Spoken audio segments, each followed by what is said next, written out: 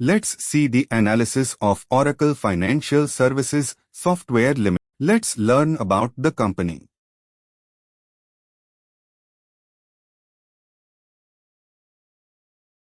See company overview and pros and cons.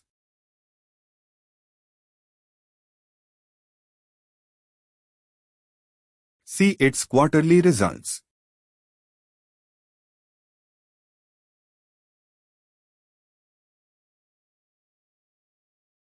See company profit and loss.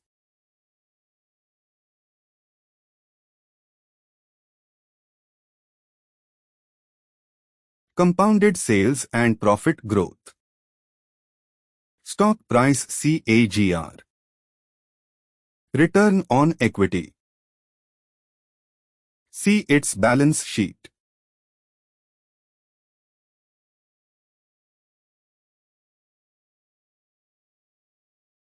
See shareholding pattern.